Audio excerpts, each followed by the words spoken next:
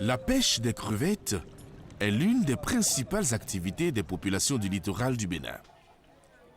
Elle joue un rôle capital dans l'économie nationale, de par son apport en devises grâce aux exportations vers les États-Unis, le Japon et les pays de l'Union européenne tels que la France, l'Italie, la Belgique et les Pays-Bas.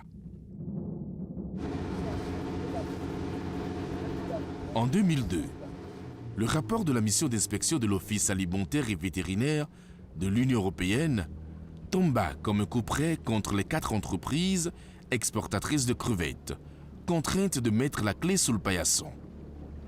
Ainsi, 350 travailleurs permanents, 45 000 pêcheurs, 19 000 mareyeurs, 1 200 ouvriers des entreprises de transformation des crevettes et fournisseurs de services connexes sont au chômage depuis plus d'une décennie. 1 kilo de crevettes fumées tournait autour de 8 000 francs CFA le kilo. Ça, c'est le prix local. Maintenant, lorsque c'est le prix à l'exportation, c'était des milliards que le Bénin engrangeait en exportant ces crevettes, parce que les crevettes du Bénin sont des crevettes recherchées sur le marché international à cause de la qualité, de la succulence de ces crevettes-là. Mais de par nos comportements, l'extension des villes, l'augmentation de la pression sur les ressources, cette production-là a baissé. Le sous-secteur de l'assainissement urbain en eau usée accuse un important retard par rapport à celui de l'eau potable au Bénin. Pour preuve, selon l'enquête démographique et de santé, plus de 65% des eaux usées finissent dans la nature, dans les rues ou dans les réseaux d'évacuation des eaux de pluie, que ce soit en milieu urbain ou en milieu rural. On dit l'eau, c'est la vie. Et tout le temps, on nous a focalisé l'attention sur le fait que nous devons avoir de l'eau de bonne qualité pour nos populations. Mais on se préoccupe très peu de l'eau après usage. Il faut avouer que la gestion qui est faite des eaux usées actuellement n'est pas une gestion durable. En réalité, si vous voulez assainir les eaux usées, vous avez 2 possibilités. Soit vous faites ce qu'on appelle l'assainissement autonome, c'est-à-dire que chacun de nous à la maison a son système d'épuration pour pouvoir épurer, n'est-ce pas, ces eaux usées à travers les fosses septiques, à travers les puisards, etc. Ou bien vous avez l'assainissement collectif. Et l'assainissement collectif, c'est ce qu'on doit mettre en place au niveau des communes, au niveau des grandes villes, pour que les eaux usées soient collectées, envoyées vers une station d'épuration pour pouvoir être épurées. Donc, on abat considérablement la charge de pollution qu'il y a dans ces eaux-là avant rejet dans la nature. Mais avouons-le, actuellement, dans notre pays, nous n'avons pas encore des stations d'épuration. Autrement dit, toute la population est amenée à faire de l'assainissement autonome. Et quand on fait de l'assainissement autonome, l'efficacité prend un coup. Aujourd'hui, ce qui se passe est un peu triste, où on envoie toutes les eaux usées dans la nature, on les convoie vers le lac Nokwe, pensant qu'on est en train de les évacuer. C'est faux. Ça nous rattrape en ce sens que ces polluants qui sont dans ces eaux usées-là se retrouvent dans l'organisme des poissons et après se retrouvent dans nos plats. Du coup, les poissons perdent un de leurs S et deviennent poison pour nous. Des analyses physico-chimiques ont montré la présence de métaux lourds tels que le plomb, le cadmium, le zinc et le mercure dans les eaux de pêche de la lagune de Porto Novo et du lac Nokwe à un taux supérieur à la normale. Parmi ces métaux, le cadmium et le plomb sont les plus toxiques. Le chenal de Cotonou est traversé par 3 ponts aujourd'hui. Alors, vous imaginez le trafic qui se déroule sur ces 3 ponts, donc doit permettre entraîner l'émission de quantité de tonnage de plomb dans l'environnement autour du chenal de Cotonou. Dans certains pays où la réglementation est stricte, les industriels ne peuvent pas faire des rejets sans aucun contrôle et sans aucun traitement. Aujourd'hui, dans notre pays, malgré la réglementation qui s'est renforcée, on n'a pas l'impression que sur le terrain, on fait le contrôle. Situé au sud-est du Bénin, le lac Nokoué couvre une superficie de 150 km² à l'étiage. Il a une longueur moyenne de 20 km dans sa direction est-ouest et une largeur de 11 km dans sa direction nord-sud. Il s'étend sur les départements de l'Ouémé, de l'Atlantique et du littoral. Il est limité à l'ouest par le plateau d'Abomey-Calavi, à l'est par la lagune de Porto Novo, au nord par la plaine d'inondation du fleuve Ouémé et de la rivière So, puis au sud par la ville de Cotonou. Le chenal de Cotonou et le canal de Totié relient respectivement le lac à l'océan Atlantique et à la lagune de Porto Novo. Le lac Nokoué est caractérisé par une eau saumâtre, à salinité variable selon les périodes, le site et la profondeur. La pollution de ce cours d'eau constitue un véritable risque pour la biodiversité aquatique. Je vais vous dire que le secteur pêche est en agonie. Ça ne va pas du tout. L'effort de pêche est très grand.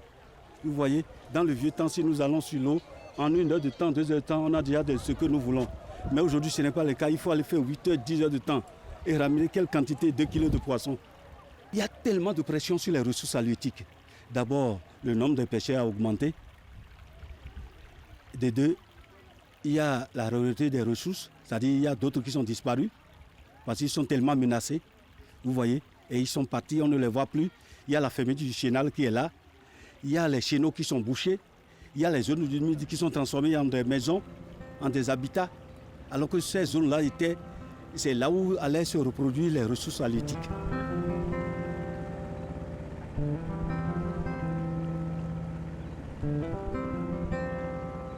À Cotonou, l'océan Atlantique reçoit également son lot de polluants.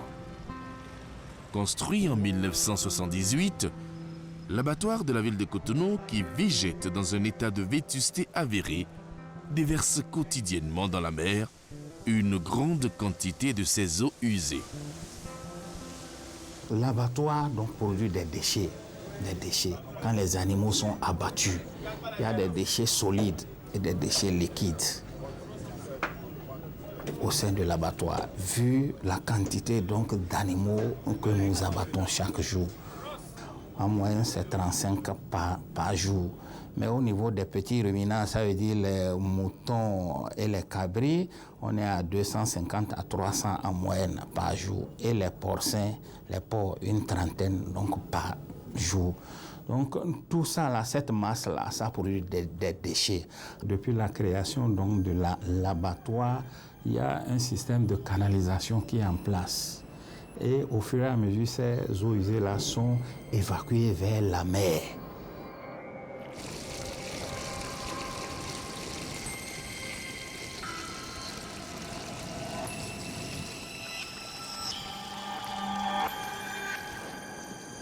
Les eaux usées ne sont pas traitées ici. C'est le mal dont souffre notre pays. En principe, on devait avoir un système de canalisation qui est donc branché sur la canalisation principale et qui va directement à la station d'épuration des eaux usées. Mais Cotonou, je crois, juste là, n'en dispose pas. Les infrastructures se mettent en place, mais on ne prend pas des dispositions pour les accompagner. Ceux à qui le peuple a confié les destinées donc, de ce pays doivent commencer à y réfléchir. À Cotonou, il doit y avoir une station d'épuration des eaux usées. Ça là, ça c'est une nécessité. Même si on délocalisait, on amenait quelque part et on ne prenait pas cette disposition-là, d'ici 5 ans, les mêmes problèmes vont se poser là-bas. Les zones humides sont parmi les milieux les plus productifs du monde. Elles connaissent de plus en plus de dégradation du fait de l'action néfaste de l'homme qui se conjugue avec les aléas climatiques. La convention de Ramsar sur les zones humides a été adoptée pour enrayer leur dégradation. Le Bénin est signataire de ce traité international adopté le 2 février 1971.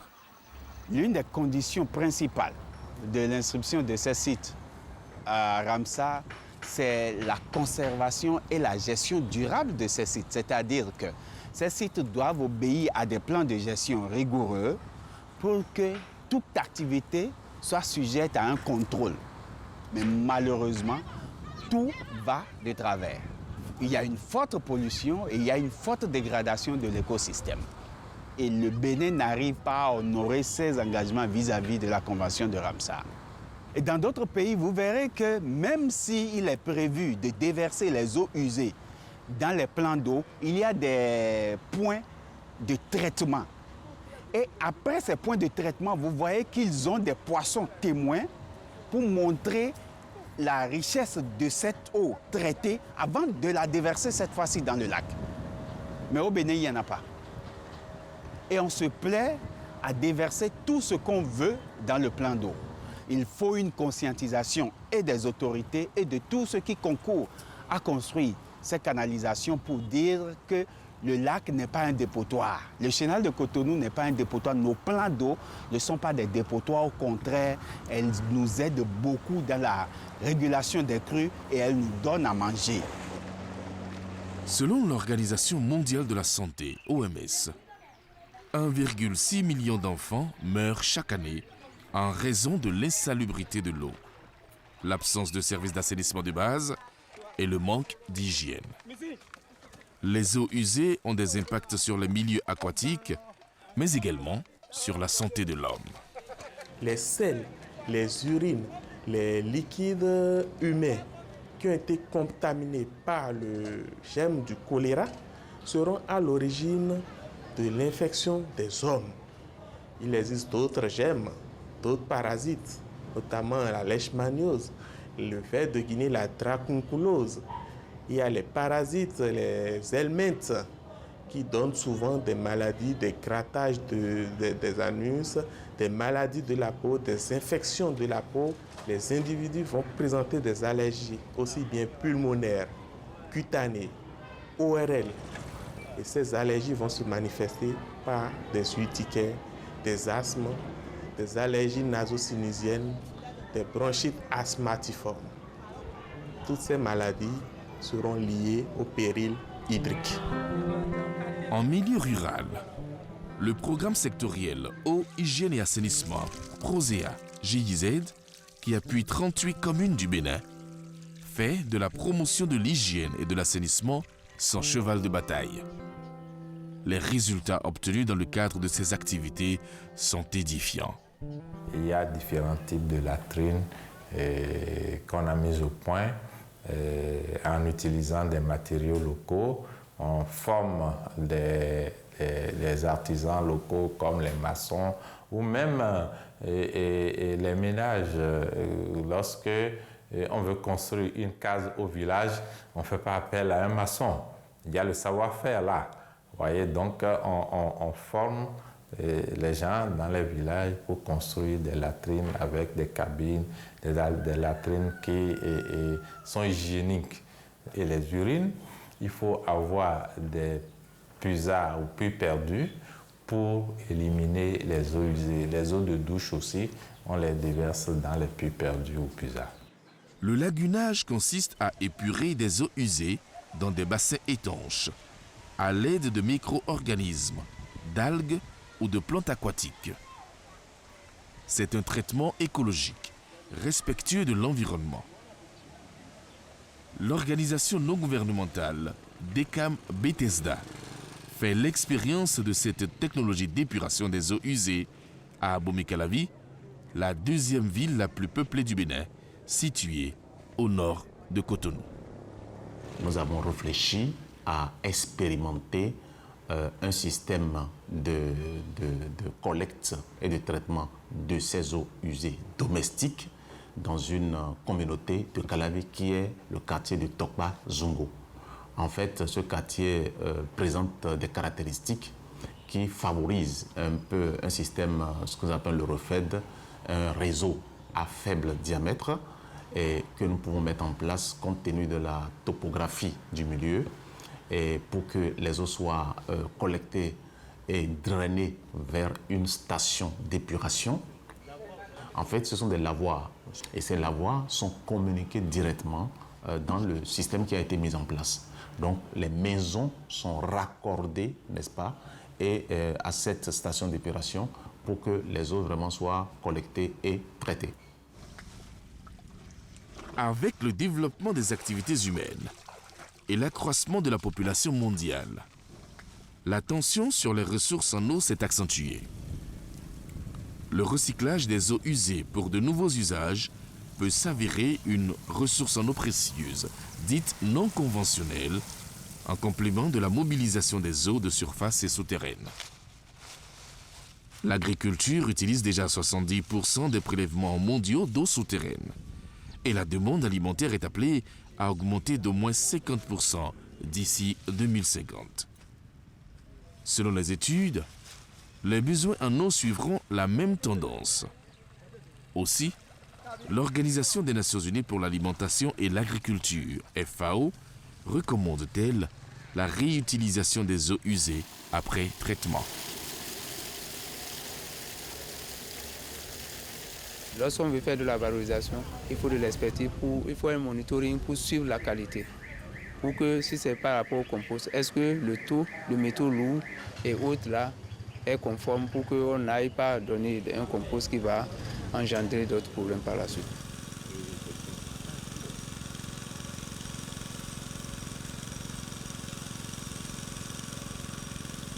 On peut recycler l'eau usée et la réutiliser.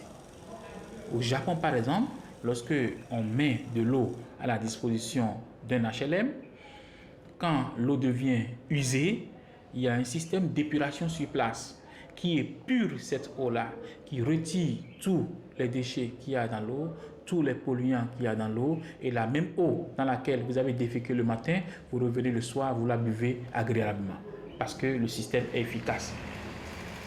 Les pays de la région d'Afrique subsaharienne affichent le plus faible taux de couverture en assainissement à l'échelle mondiale. L'impact économique du manque d'assainissement sur le continent est assez lourd. Les insuffisances dans l'évacuation des eaux pluviales, ainsi que la collecte et le traitement des eaux usées, coûteraient à une vingtaine de pays africains 1% à 2,5% de leur PIB annuel. Située en Afrique subsaharienne, Brazzaville est la capitale politique et administrative de la République du Congo. Sa population est estimée à plus de 2 millions d'habitants. Sise sur la rive droite du majestueux fleuve Congo, deuxième cours d'eau du monde après l'Amazone, par la puissance de son débit, 40 000 m3 par seconde. Brazzaville s'étend sur une superficie de près de 100 km². Adossée sur le Stanley Pool, vaste mer intérieure de 30 km, elle constitue, avec la ville jumelle de Kinshasa, un vaste espace urbain formé par les deux capitales les plus rapprochées du monde. Brazzaville est une ville de transit du fait de sa situation géographique naturelle et exceptionnelle qui la place au cœur des principales voies de communication au sein de l'Afrique centrale. La ville est reliée à l'océan par le chemin de fer, à Kinshasa par le fleuve, à Bangui et au Cameroun par la route. Le fleuve Congo constitue un important réservoir pour les besoins en eau potable et en eau d'irrigation pour les cultures et renferme des ressources halieutiques considérables. Les principales pollutions organiques et chimiques du fleuve sont dues aux eaux usées domestiques, industrielles et teinturières. L'absence de système d'épuration et les rejets industriels ajoutent à l'ensablement une pollution importante. Au Bénin, la collecte, le traitement et l'évacuation des eaux usées en milieu urbain et périurbain sur toute l'étendue du territoire national incombent à la Société de distribution d'eau potable conformément à ses statuts. Cette activité n'est pas encore développée par la Société nationale des eaux du Bénin, SONEB. Mais une lueur d'espoir se dessine. En effet, le gouvernement béninois, qui a fait du secteur de l'eau et de l'assainissement une priorité, annonce l'exécution du projet d'approvisionnement en eau potable en milieu rural et d'assainissement des eaux usées en milieu urbain. Ce projet permettra de généraliser le modèle de concession subventionnée expérimenté en 2014 dans 3 municipalités du Bénin, à savoir Gogounou, Zogbodomin et Sakété, avec le concours de la Banque mondiale. Dans le but donc de promouvoir un type de partenariat public-privé renforcé, donnant donc des possibilités contractuelles d'investissement aux opérateurs privés, locaux, fournisseurs de services d'eau potable en milieu rural à travers tout le pays sur un total de près de 180 adductions d'eau villageoises. Il faut noter que plus d'1 million de personnes, dont près de 50% de femmes et de filles, bénéficieront de ce projet qui atténuera, je dirais, les difficultés, les corvées d'eau que rencontre cette frange de la population.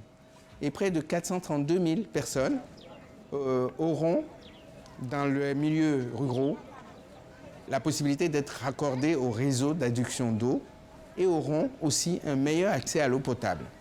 Enfin, il faut noter qu'il s'inscrit dans la continuité de plusieurs autres projets et opérations financées par la Banque mondiale au Bénin, tels que le projet d'appui aux entreprises solidaires, gestionnaires des systèmes d'adduction d'eau villageoise, mais aussi, il faut noter que ce financement développera également le rôle des collectivités locales en leur permettant donc de gérer le patrimoine et de planifier efficacement les investissements du sous-secteur de l'approvisionnement en eau en milieu rural.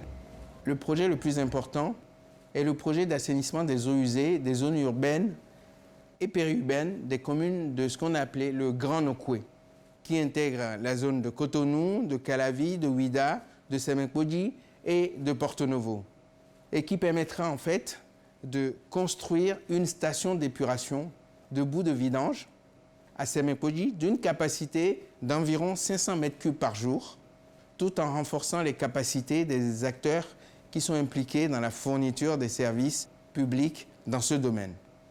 Mais également la reconstruction de la station d'épuration de la cité Vie Nouvelle d'une capacité de 114 500 mètres cubes jour, ainsi que les réseaux d'eau usée qui sont dans un état déplorable.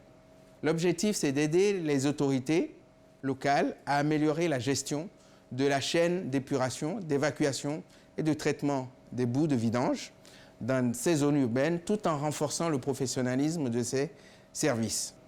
Il faut noter enfin qu'à terme, on aura 764 000 personnes qui bénéficieront de meilleurs services d'assainissement par le biais notamment des campagnes de sensibilisation, des campagnes de marketing social, d'une chaîne d'évacuation et de boue de vidange mieux organisée au niveau des infrastructures adéquates.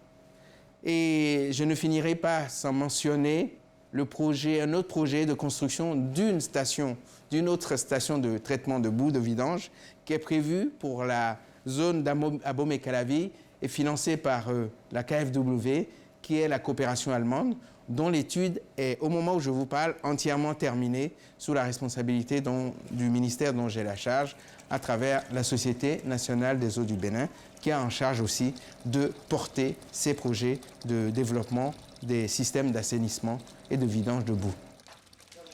En Afrique subsaharienne, le coût sanitaire et économique des eaux usées est exorbitant. Près de 4,2 milliards d'euros, si l'on ne tient compte que des conséquences sanitaires directes sur les populations.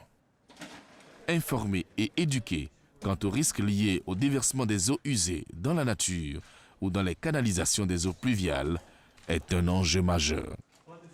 Mais il faut également cesser de regarder les eaux usées comme des déchets.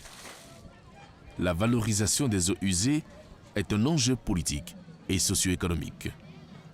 Correctement traitées, elles constituent des sources en eau alternatives et non conventionnelles. L'autre enjeu est la captation de la chaleur des eaux usées qui peut produire de l'énergie. Longtemps considérée comme problématique, l'eau usée est devenue le nouvel or noir de l'énergie verte.